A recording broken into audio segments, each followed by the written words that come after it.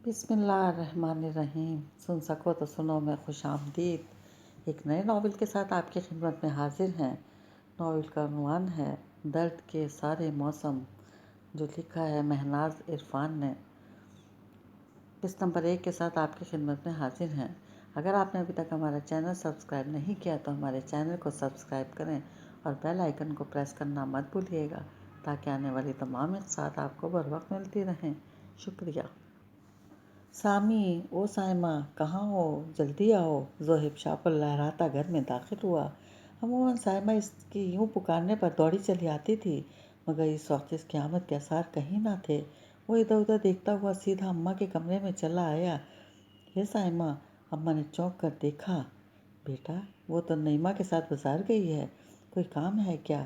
انہوں نے دوپٹے کے پلو سے آنکھیں رگڑ ڈالیں۔ اماں، وہ شاپر ایک طرف رکھ کر ان کے قریب آ بیٹھا۔ کیا بات ہے اماں، آپ رو رہی ہیں؟ کیا ہوا؟ وہ پریشان سا ہو گیا تھا۔ ارے کچھ نہیں، کوئی بات نہیں۔ انہوں نے مسکرا کر اس کے شانے پر ہاتھ رکھ دیا۔ آپ اتنی اداس ہیں، آپ رو رہی تھی اور پھر کہتی ہیں کچھ نہیں ہوا۔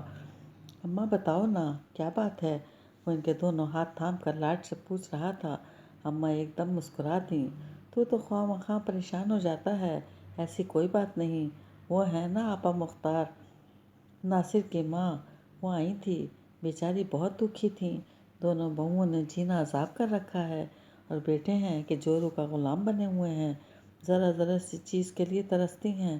کہہ رہی تھی کہ کہیں الگ رہنے کا انتظام ہو جائے تو اپنا ٹھکانہ کہیں اور کر لیں گی، لوگوں کے گھروں میں کام کر کے گزارا کر لیں گی۔ بس بیٹا، ان کی دکھی کہانی سن کر دل بھر آیا۔ اکثر گھروں میں اس طرح کے جھگڑے چلتے ہیں اور ایسے بیٹے بہت ہی بے غیرت ہوتے ہیں جو ماں کا خیال نہ کریں۔ مگر اماں آپ کیوں اتنا پریشان ہو گئیں؟ جانے دنیا میں کیسے کیسے دکھی لوگ ہیں۔ وہ لاڈ سے ان کی گود میں سر رکھ کر لیٹ گیا۔ ہاں، یہی خیال تو مزید دکھی کر دیتا ہے کہ ان دکھی لوگوں میں جانے کب میرا شمار ہونے لگے۔ وہ کافی سنجیدہ تھیں۔ اماں، زہیب تیزی سے اٹھ بیٹھا۔ کیسی باتیں کرتی ہیں؟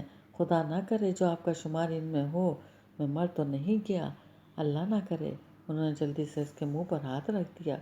بیٹا، میری تو دعا ہے کہ خدا میری عمر بھی تمہیں لگا دے، لیکن بیٹا، شادی کے بعد بیٹوں کا کوئی بھروسہ نہیں۔ میں اکثر سوچتی ہوں اگر میری بہو بھی ایسی آئی جس کی نظر میں ساس کانٹے کی طرح کھٹکے تو میں کیا کروں گی؟ آج کل کی لڑکیاں تو شادی ہوتے ہی الگ رہنے کا خواب دیکھتی ہیں، فقط ایک ساس بھی ان کو بھاری لگتی ہے۔ اگر ایسا ہوا تو، انہوں نے خوف زدہ نظروں سے بیٹے کو دیکھا، تو میں بالکل اکیلی رہ جاؤں گی، ساری زندگی تمہارے ساتھ بتا دی۔ مگر اب جانے کیوں تنہائی کے خیال سے ہول آنے لگتا ہے۔ اماں کے گالوں پر آنسو پھیل گئے تھے۔ زوہب بے چین ہو گیا۔ اماں، ایسا کیسے سوچ لیا آپ نے کہ آپ کو ذرا بھی اپنے بیٹے پر اعتبار نہیں؟ اماں، ایسا کبھی نہیں ہوگا، آپ تنہا نہیں ہیں، میں ہوں نا، اور اگر ایسی ہی بات ہے تو پھر میں کبھی شادی نہیں کروں گا، کبھی نہیں۔ ارے خبردار، ایسا سوچا تو میں تو پوتا پوتی سے کھیلنے کے خواب کب سے دیکھ رہی ہوں، اور تو ہے کہ آئندہ ایسی بات پھر نہ کہنا۔ ماں کے تنبیہ انداز پر وہ ہنس پڑا۔ کمال ہے اماں، ڈر بھی رہی ہیں اور شادی کی تمنا بھی پال رہی ہیں۔ کیا کروں بیٹا، یہ تمنائیں بھی بچے کی طرح ہی ہوتی ہیں، اور بیٹے کی شادی کی تمنا تو بیٹے کی پیدائش کے ساتھ ہی جنم لیتی ہے، اور ایک ماں بیٹے کے ساتھ اسے بھی لاڈ پیار سے پالتی رہتی ہے۔ اور اب تمہارے ساتھ ساتھ یہ تمنا بھی پرورش پا کر جوان ہو گئی ہے، کیا سمجھے؟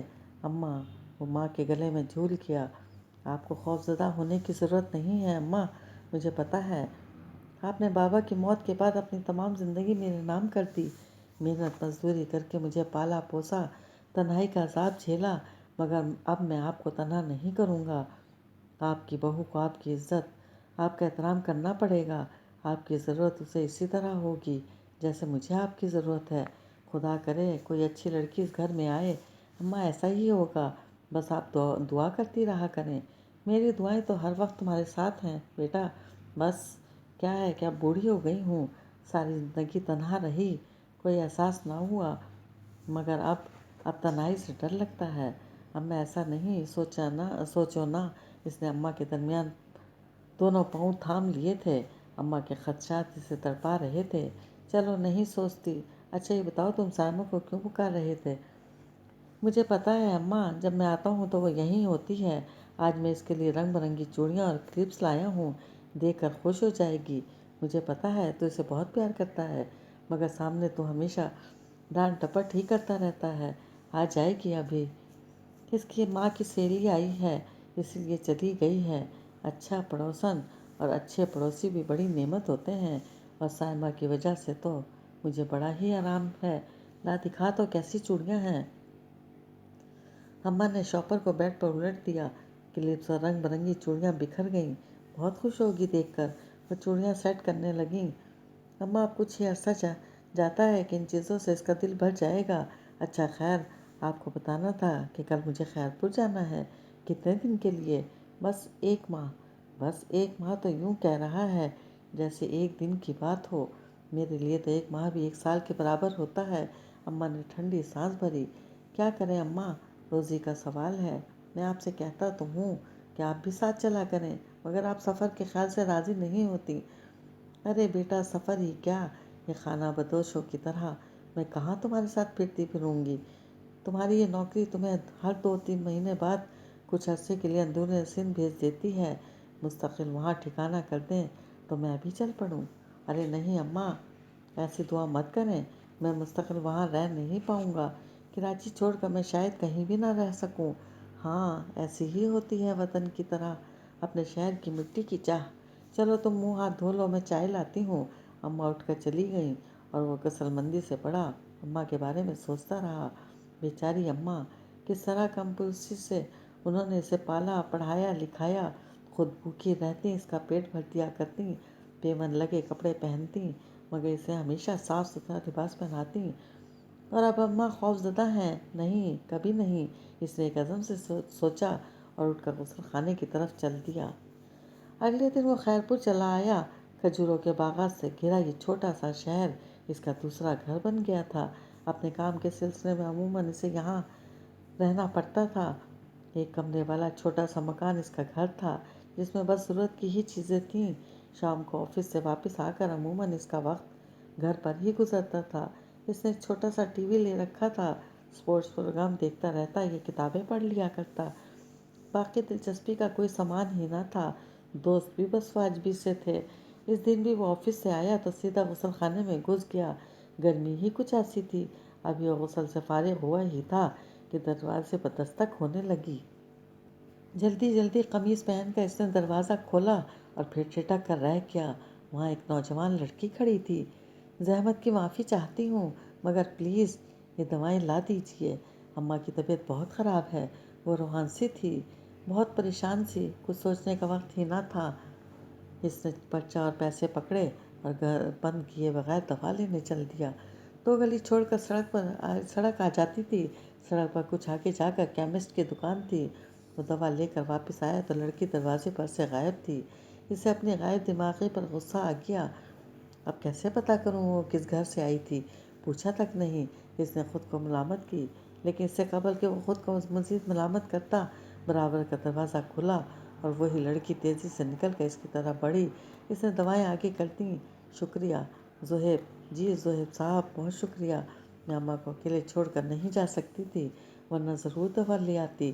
کوئی بات نہیں، پڑوسی ہونے کے ناطے میرا فرض تھا۔ جی۔ وہ تیزی سے اندر چلی گئی۔ وہ لج رہا تھا کہ آخر یہ کون تھی۔ پچھلی بار جب وہ یہاں تھا تو اس وقت تک چاچا رحیم اس کا پڑوسی تھا، مگر اب یہ لڑکی اور اس کی اماں کہاں سے آ گئیں، جبکہ چاچا رحیم اکیلا تھا۔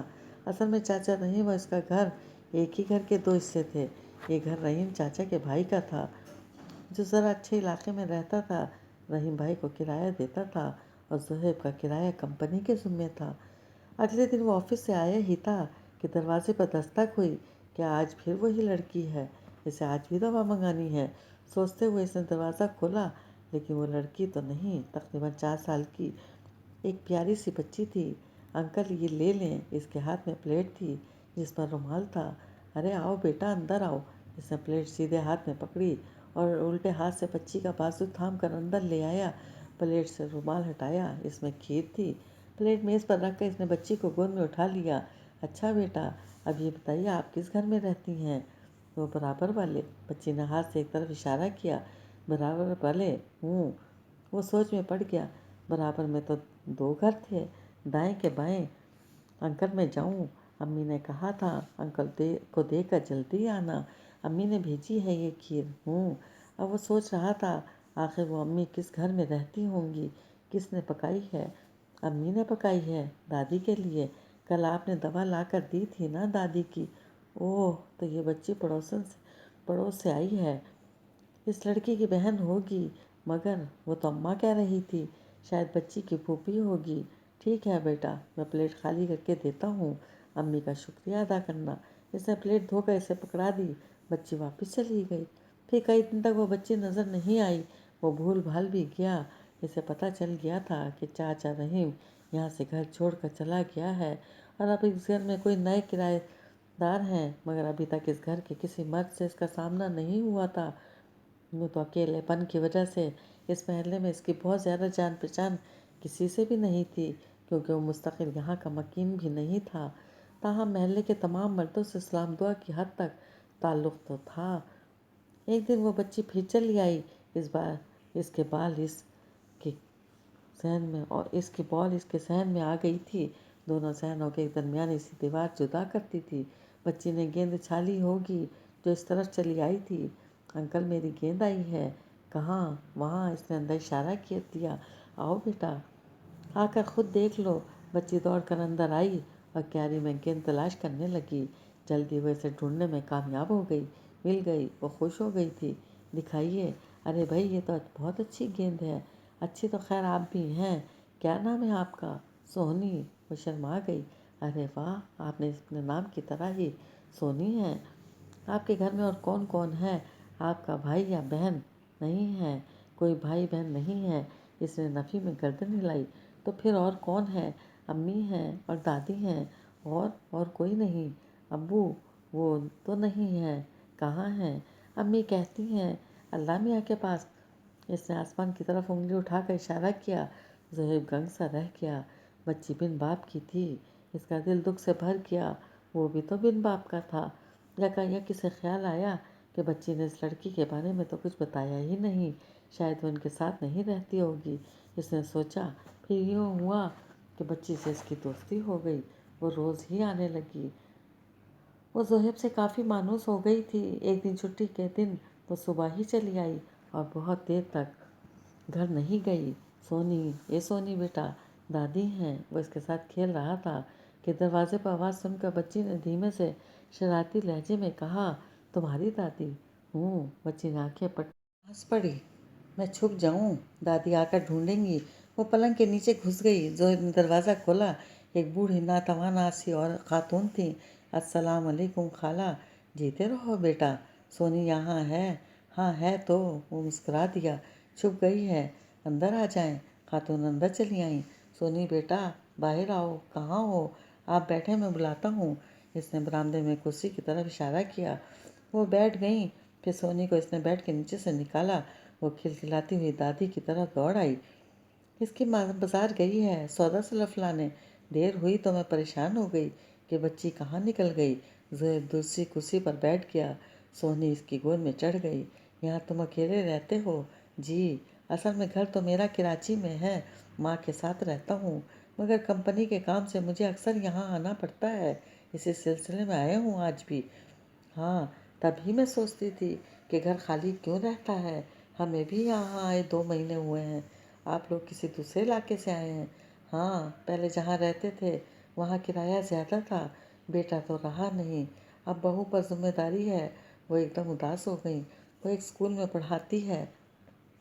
اس ایک کمرے کے گھر کا ہی کرایہ اس کی تنخواہ سے نکل سکتا ہے، ہمارے لیے کافی ہے، بڑے گھر کا کیا کرنا ہے؟ وہ جیسے خود سے مخاطب تھی۔